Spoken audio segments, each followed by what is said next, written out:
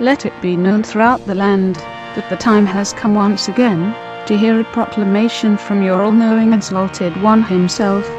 Please welcome your King of Kings to this edition of the King's Court. Yes, from the lords and ladies to the peasants and common folk, welcome again to another edition of the King's Court. And first off, I want to wish everybody a very happy and a very safe 4th of July. Yes, this is the time of the year where we celebrate this great country's independence by blowing up a small portion of it.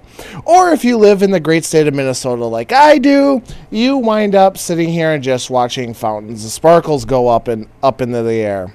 Yay!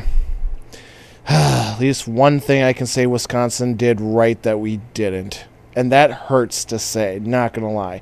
Anyway, but we are not here to talk about that. We are here to talk about explosions and fireworks of a different kind. And that being the explosions and the fireworks that the nerd community can muster up and offer, especially when it's pissed off. And what do? We go after the thing that we're pissed off the most. And this week, we finally got an answer to our rage.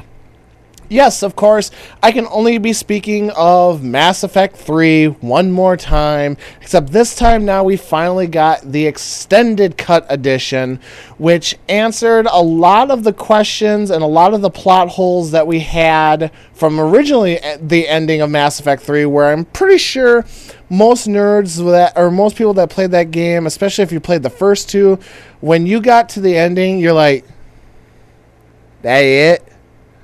What about me saving or killing Chichanka?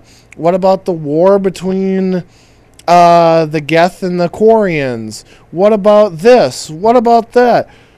Why am I having to play multiplayer to build up my war assets in a single-player game?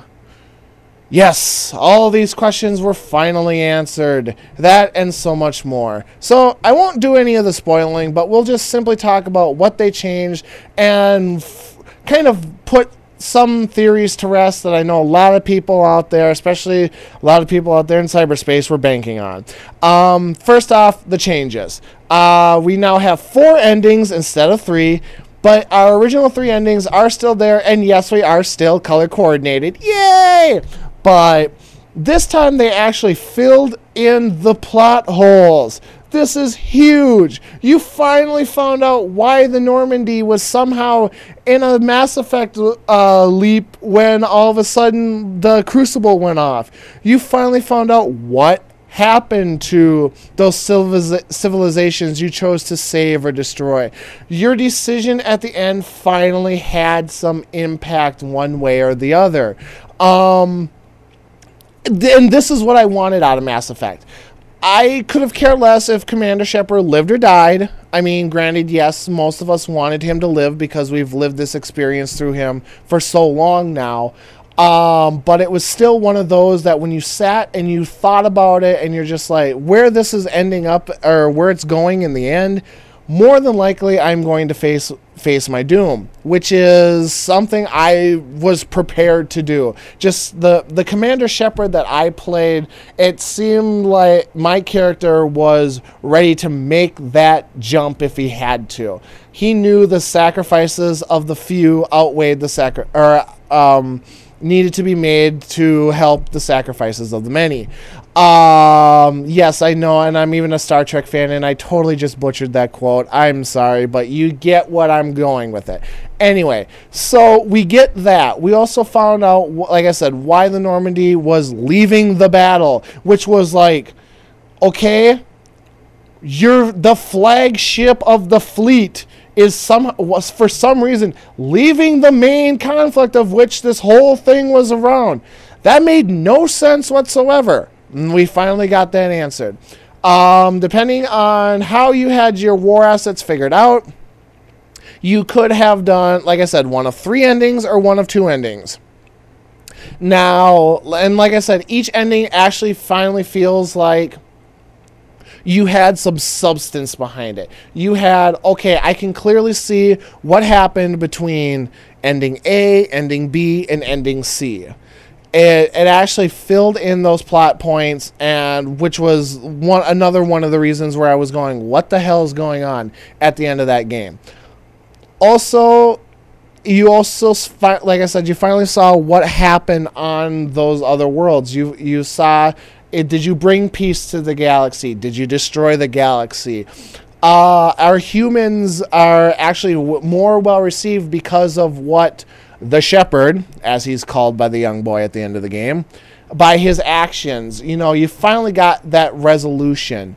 Also, at the end of the game, or with the new scenes, you also finally got that closure between you and the rest of your fleet, the rest of your crew, which, depending on which way you played, more than likely ended in a memorial service. This for me was very touching.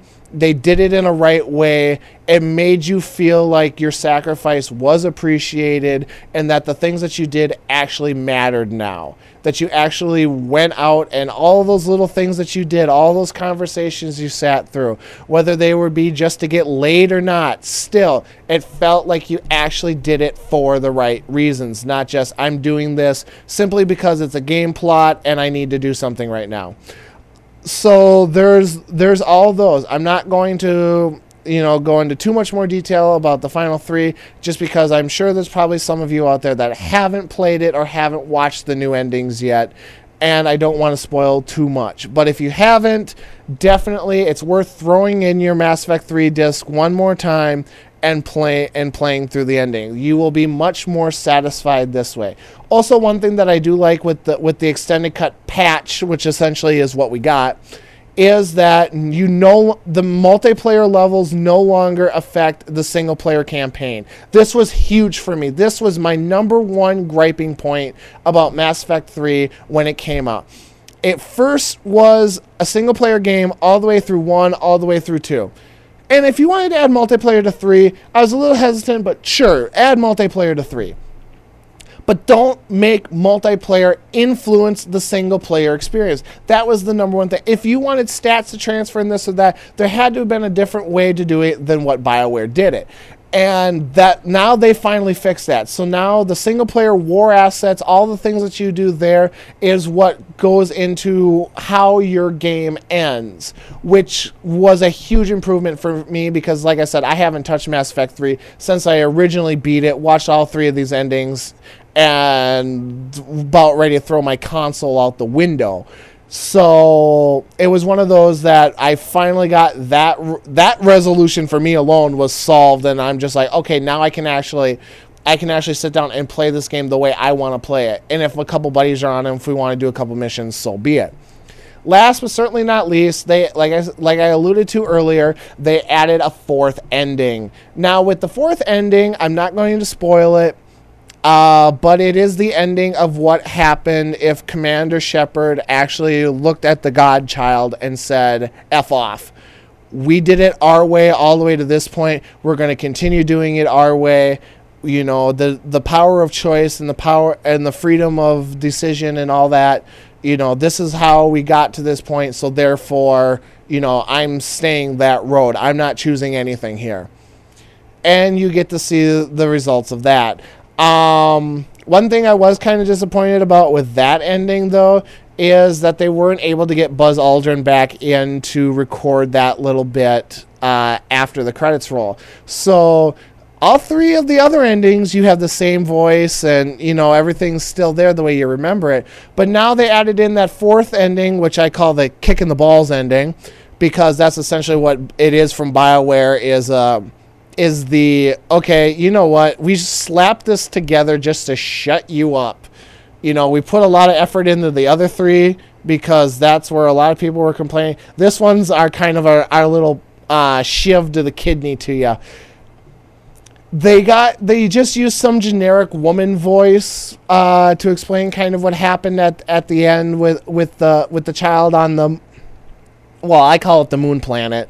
But if you've played the end of Mass Effect 3, you know what I'm talking about. So, all in all, this is the way Mass Effect 3 should have ended in the first place. There's absolutely no reason why we should not have gotten this right out of the gate. It was an easy fix. It was something that it was something that should have been there, like I said, right away from the beginning, or should have at least been a day 1 or a day 2 patch. why we had to wait 3 months and numerous campaigns and accounts with the FCC and cupcake campaigns galore and all what have you to get this should have never happened in the first place, and that's why I'm a little bit sad. Also, another reason why I'm a little bit sad, and one thing we will say for another edition of the King's Court, is how has this effectively changed the gaming industry? None of the games I can think of up until this point have ever changed their ending until now.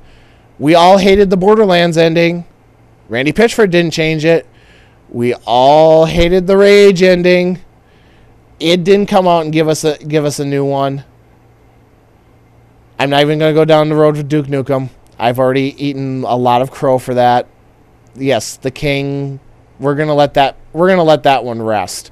But this was such a pour and an outcry of what in the world that a major company put off development of DLC and everything else to go back and fix the mistake. Is that just good PR? Or have we now set a new standard in gaming where if we don't like it and we just, basically if we just bitch enough, are whine enough like little babies, are we going to get our way? Just something for you to think about. But like I said, we'll save that discussion for another edition of the King's Court. But with that having been said, that brings this edition of the King's Court to a close for this week. So let me decree throughout the land, Mass Effect 3 is now finally playable again. And the ending doesn't suck. Peace!